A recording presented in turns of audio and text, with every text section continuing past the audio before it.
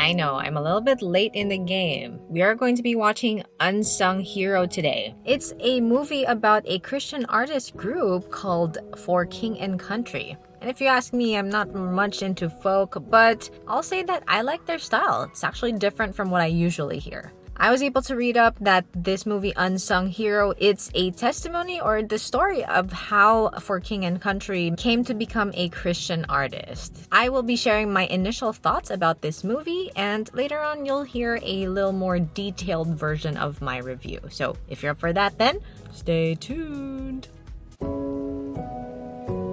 Hello friends and family! If you're new here, my name is Hannah, and this channel aims to encourage this generation to take in the word and live it out in today's culture. And if that's something that you're looking for, consider subscribing and hitting that bell so that you won't miss a video. A few moments later. Wow. This is my very first time walking out of a theater where it's just me, and I'm the only one who watched. Let's head back to my car, shall we? Alright, here we are. So, initial thoughts. It's a drama. I have just watched it about probably a month after it's been shown, and that kind of explains why I'm the only one watching the movie today. What I love is that it shows the humble beginnings of someone who is starting out in the music industry, especially from a different country. In this case, in particular, it is Australia. So I related a lot in the migration process because I came back here to the US as an adult, and we pretty much started from scratch. So that was a very relatable thing to watch. I also like that it was a very refreshing movie to watch. It's a story of this big family that have been working together in their humble beginnings. It shows the forefront of Jesus, of God, being their strength throughout the whole adjustment process. It's really nice actually that I saw this family working together. If there was one person who forgot the reason why they're there, there was another person to remind them of the truth. It was so nice to see a family working together. Will I watch this again? I think I would. Yeah, it's really good, especially for my husband who's into music. I think it would be good for him to watch too. So those are my initial thoughts. I'll get back to you again with a more full analysis. So it has been 2 days since I watched Unsung Hero. And of course, I'm more ready to give you the good and what could have been better for this movie. Let me just remind you guys, this is my opinion, so if you have any thoughts, feel free to share it in the comment section below. So I found out that this is not just a story of For King and Country, it's a story of Rebecca St. James, who I just found out about this time around. Yeah, I'm sorry. But yes, most importantly, it is the story of Helen Smallbone, who is the mother, also known as the unsung hero. When this movie did come out, it was around Mother's Day, so it was just the appropriate time. Note also that this movie is not by the Irwin brothers, even if it's by Lionsgate. It was actually produced and directed by Joel and Luke Smallbone and some friends like Richard Ramsey and others. So let's start with what I did like about it. First is that there were some great actors. I mean, you gotta love Daisy Betts, who played Helen Smallbone. She was the perfect person for this role. I know that a lot of Christian films, especially in the past, would get Christians who somehow acted, and it didn't really deliver as it should have for the movie. But Daisy did an awesome job carrying this whole movie to what it has become.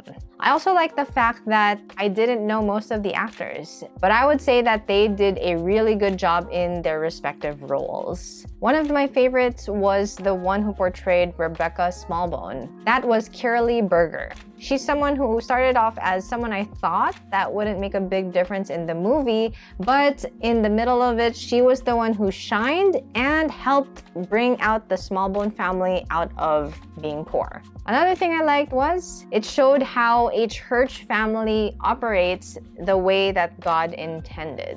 As I mentioned in my initial review, I really related very much with the Smallbone family when they moved from a different country, and I know how hard it is, especially if my family would have been totally on our own. Well, what you saw in the movie, when you find a good church, that is a taste of heaven. I can't help but recall what happened in Acts 4 verses 32 to 35, where the church shared what they had with each other, and there was no one who was in need because everyone provided for each other. One of the things that stuck to me in the movie was the part where it showed how to see the blessings in the hardships. First of all, they were in prayer often, and the parents, David and Helen, have instilled in their kids to pray for everything. Then I liked the part where they would post their prayers on cards. Then they would stick them to the wall at their house. There would be current requests on the left, and then when their prayers were answered, they would move the card to the right side. I mean, what an awesome idea to see God's goodness and faithfulness. I like that they introduced some of Rebecca St. James songs too. After talking to my hubby when he got home from work, I found out that she was pretty popular back in the day. I personally found myself listening to her song, You Make Everything Beautiful, because it's just very true. It's based on the verse Ecclesiastes 3 verse 11. I also like the song that they featured, which was Michael W. Smith's song, Place in This World. It's such an appropriate song with an uplifting message. And I will say, on my way home, I found myself listening to some For King and Country music. So what could have been better? I'll say there was just one thing. It's the comedic element. One thing that I got from an Australian who did a review on this same film was that he understood a few of the jokes that David Smallbone said when he delivered it, but he was the only one who was laughing when he watched. It's because everyone he was watching with were Americans, and I guess it's an inside joke for Australians. That's the thing. Most of the people that might be watching this movie are Americans, and it would have been nice if they could find some way for the American audience to understand the joke more, then that would be better. Or was it just me? I might have just missed it.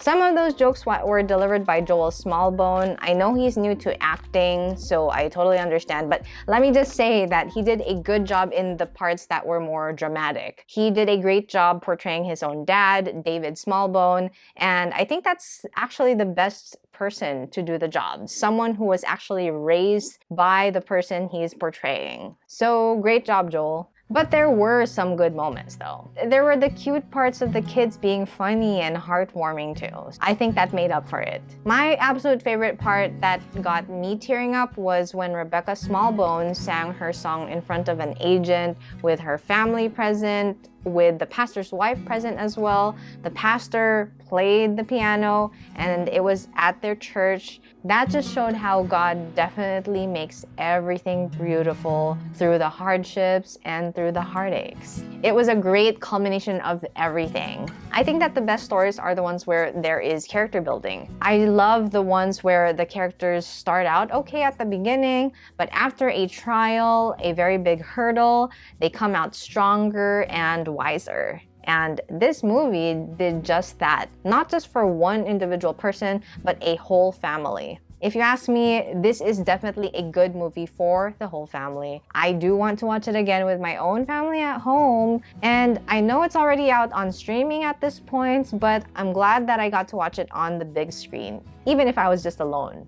Just like when I watched these other Christian films, so go check out those videos too. If you like this one though, please smash the like button, it helps this channel a lot. Subscribe and hit that bell. But for now, know that our hope and future is in Jesus. I'll see you in the next one.